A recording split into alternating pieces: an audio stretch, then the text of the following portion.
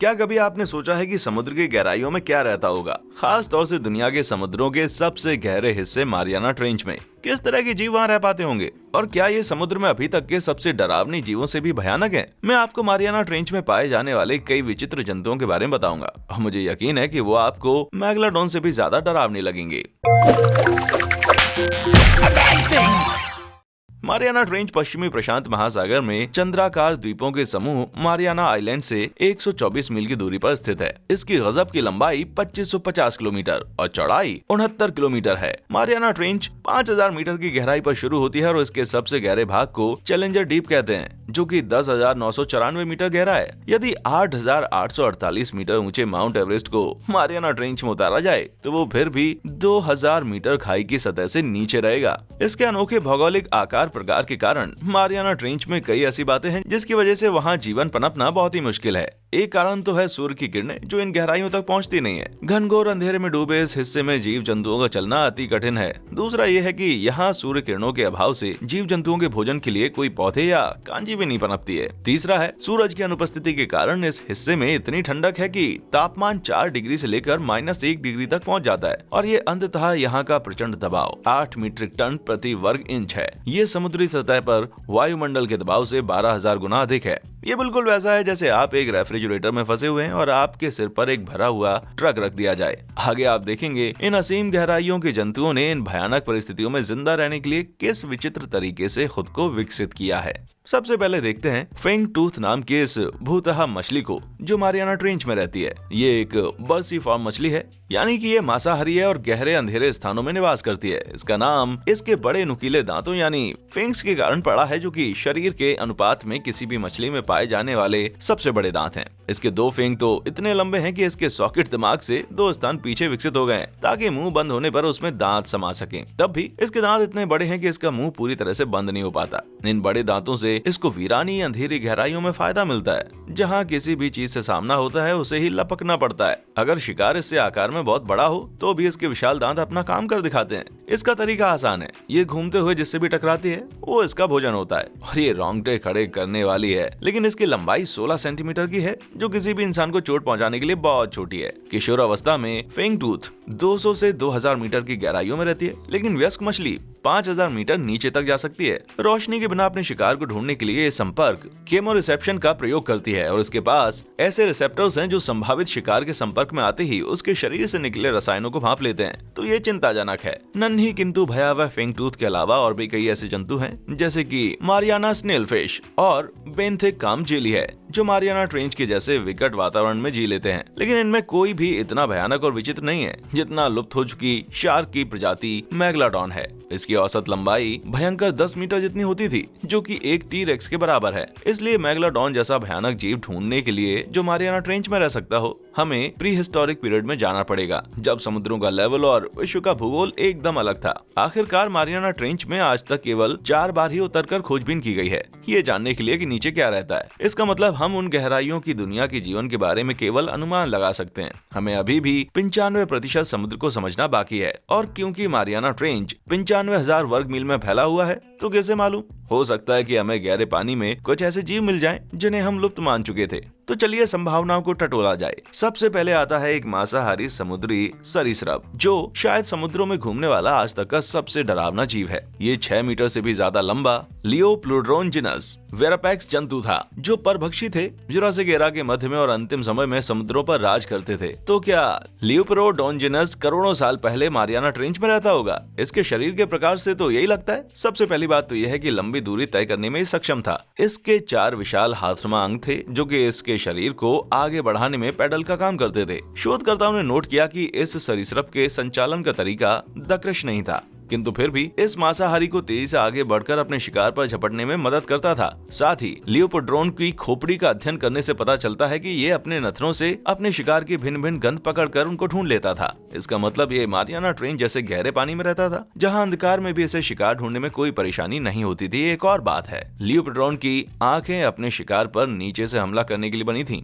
उनकी आंखें ऊपर की ओर केंद्रित थीं ताकि शिकार की परछाई देख सके। ये सही है, मारियाना ट्रेंच में सूर्य की किरणें नहीं पहुंच पाती, लेकिन गहरे पानी के कुछ जंतुओं ने बायोल्यूमिनेसेंस विकसित कर लिया है ताकि वो रोशनी छोड़ सकें जिससे उनके शिकार प्रलोभित हों, जीवन साथी आकर्षित हो या दूसरे जीव हमला ना करें। तो अपने शिकार को गन से ढूंढने के अलावा लियोप्रोडोनल्स अपने बायोल्यूमिनेसेंट को भोजन के लिए हमले की ताक में छुपा रहता था। दूसरा प्राचीन दानव जो शायद मारियाना ट्रेंच में रहता था वो था विराट समुद्री मोसासौर, जिसे अहेनोसोरस के नाम से जाना जाता है। वैज्ञानिकों का दावा है कि ये 12 मीटर तक लंबा होता था, जो कि एक औसत मेगलाडोन के बराबर है, और इसके ऐसे दांत से तो शायद मेगलाडोन भी डरती होगी। वैज्ञानिक कहते हैं कि ये मुख्य तौर पर यूरोप और पूर्वी अमेरिका के छिछले समुद्रों में रहता था, लेकिन कुछ प्रमाण ये भी इशारा करते हैं कि मारियाना ट्रेंच की गहराइयों में भी विचरण करता होगा, क्योंकि इसके शिकार कई प्रकार के थे।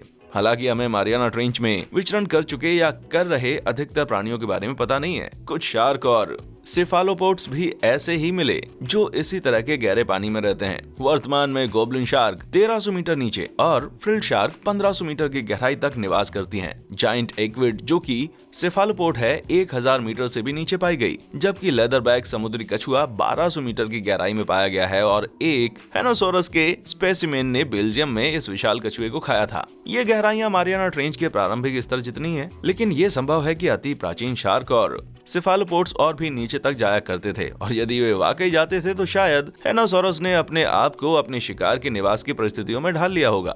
इसके नथुने तो और भी बड़े थे, मतलब ये ऐसी जगह रहता था जहाँ सूंघने की शक्ति अच्छी होने से फायदा मिलता था। इसके बड़े नथुने होंगे इसे मारियाना ट्रेंच की तरह गहरे पानी में भोजन ढूंढने में मदद करते होंगे। अगली है ये शार्क जैसी मछली जो 29 करोड़ साल पहले रहती थी और जिसकी लंबाई 6 मीटर थी। हेलिकॉप्टरियन कई कारणों से मारियाना ट्रेंच में रह सकती थी। पहला, इसके सबसे नजदीकी जीवित संबंधी हैं चिमेरा, जिनकी अधिकतर प्रजातियां 2600 मीटर की गहराइयों में रहती हैं। क्योंकि चिमेरा इन गहराइयों में फलते फूलते हैं तो हेलिकॉप्टरियन शायद इससे भी नीचे रहती होगी। ये एक बड़ी रहस्यमयी जीव है क्योंकि वैज्ञानिक अभी भी इसके व्यवहार और शारीरिक रचना पर शोध कर रहे हैं। आज तक इसका एक भी संपूर्ण फॉसिल नहीं मिल पाया है। फिर भी ये माना जाता है कि ये ट्रेंच के आसपास कहीं रहती होगी, इसलिए उसी स्थान के समुद्र तल में ही इसका संपूर्ण फॉसिल मिलने की संभावनाएं हैं।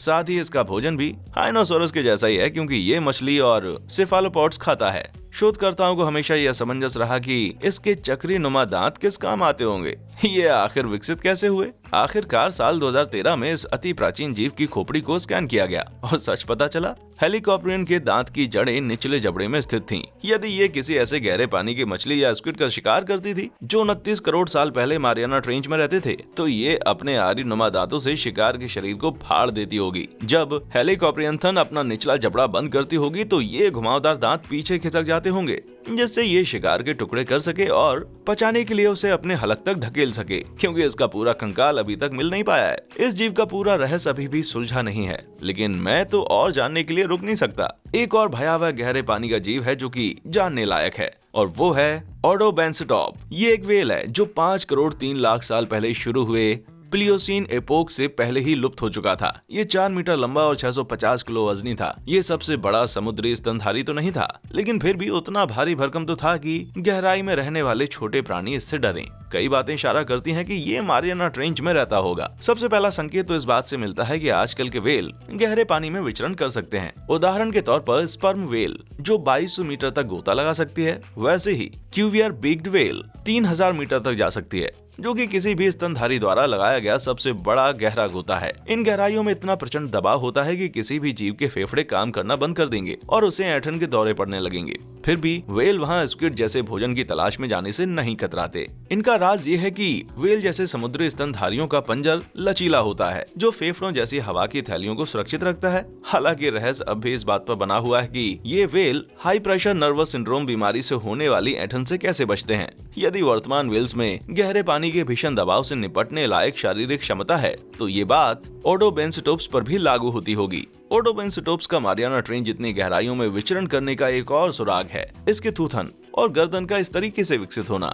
इस व्हेल का थूथन एक वालरस जैसा है, जिससे ये संकेत मिलता है कि ये समुद्र में पेंदे में खाना ढूंढता था और घोंघों को उनकी खोल से चूसकर खा लेता था। हमारे विचार सही दिशा में जा रहे हैं क्योंकि वैज्ञानिकों ने मारियाना ट्रेंच के सबसे गहरे हिस्से चैलेंजर डीप में घोंघों को देखा है। ये 11,000 मीटर गहरा है। इसकी गर्दन भी लचीली है, जिससे ये अपने सर को 90 डिग्री तक घुमा सकता है और नीचे अपने भोजन को ठीक से देख सकता है। इसके अलावा तो हमें ओडोबेनसेटोप्स के बारे में ज्यादा पता नहीं है, लेकिन वैज्ञानिकों का मानना है कि ये अपने लंबे दांतों से नजदीकी शिकार को ढूंढता भी था और अचेत भी कर देता था, जैसे वर्तमान में नर व्हेल अपने दांतों से आर्कटिक कोट को अचेत करते हैं। तो कुल मिलाकर मारियाना ट्रेंच एक रहस्यमयी और गुप्त आवास बना हुआ है, जिसे शायद हम पूरी तरह से कभी समझ न पाए। इसलिए वहाँ नीचे विचित्र जीवन होने की संभावनाएं अनंत हैं। आपको क्या लगता है कि वहाँ नीचे क्या मिलेगा? नीचे कमेंट सेक्शन में मुझे जरूर बताएं। वीडियो पसंद आया हो तो लाइक और सब्सक्राइब करना ना भूलें। हमारे चैनल पर आने के लिए आपका शुक्रिया।